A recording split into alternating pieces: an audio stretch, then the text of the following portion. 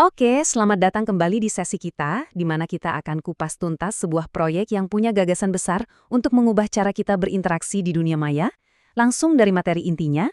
Gimana kalau saya bilang, untuk bisa pakai internet, Anda harus pindai wajah dulu?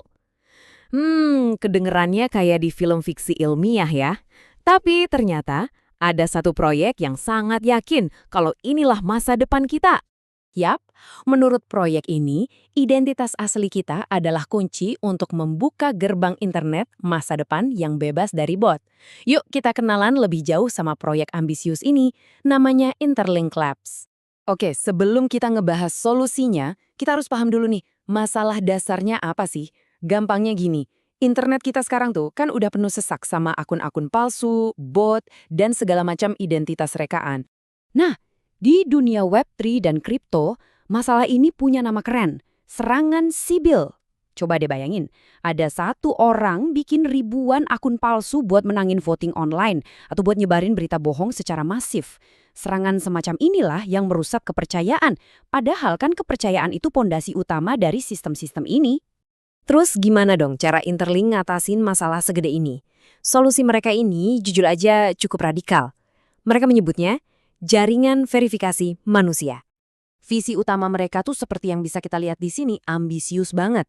Mereka mau bikin sebuah jaringan blockchain di mana setiap penggunanya adalah manusia asli yang terverifikasi. Bukan bot, bukan akun ternak, tapi manusia sungguhan. Dan targetnya 1 miliar orang. Wow, ini skala yang belum ada sebelumnya. Caranya gimana? Mereka pakai sistem canggih yang disebut Proof of Personhood. Nah, ini kerennya. Sistem ini bisa mastiin kalau Anda itu beneran manusia, tapi tanpa harus mengekspos data pribadi Anda yang sensitif. Kok bisa? Iya, berkat teknologi kriptografi canggih seperti Zero Knowledge Proofs. Jadi privasi tetap aman. Oke, teknologinya kedengaran ribet ya. Tapi, apa sih artinya ini semua buat kita para pengguna biasa?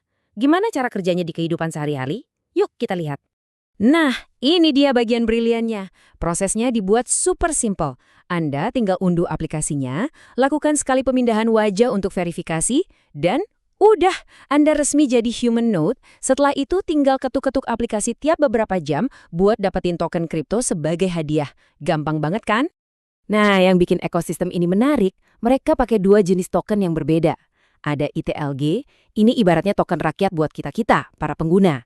Terus ada ITL, ini token institusional buat para partner besar. Kenapa dipisah? Wah, ini penting banget buat ngejaga ekonomi di dalamnya tetap seimbang dan stabil dalam jangka panjang. Dan daya tarik dapetin kripto gratis ini beneran meledak di komunitas. Banyak yang bilang, wah jangan sampai ketinggalan kayak dulu ketinggalan P-Network. Narasi seperti inilah yang bikin proyek ini viral dan sering dibanding-bandingkan dengan proyek mining di ponsel lainnya yang juga pernah heboh.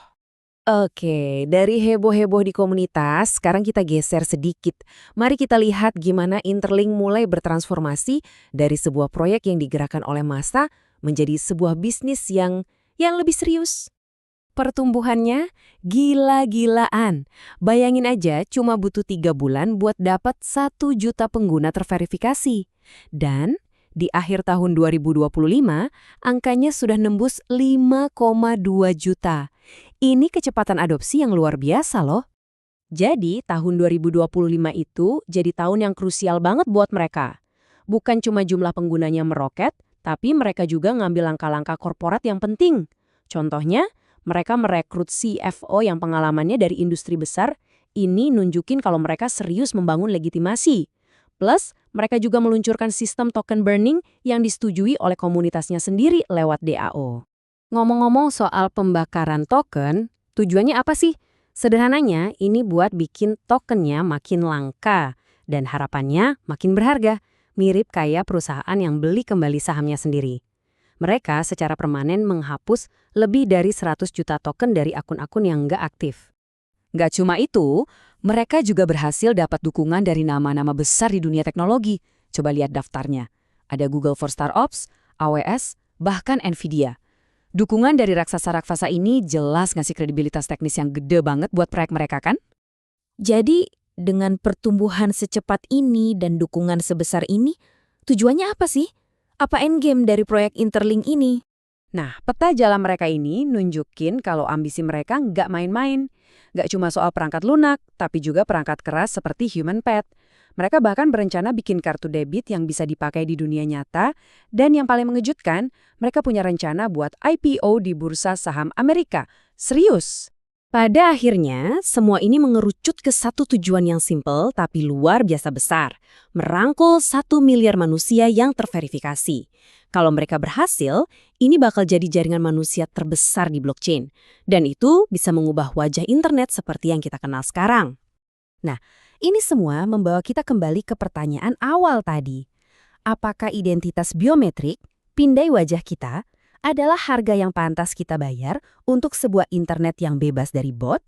Dan apa artinya ini buat masa depan identitas digital kita semua?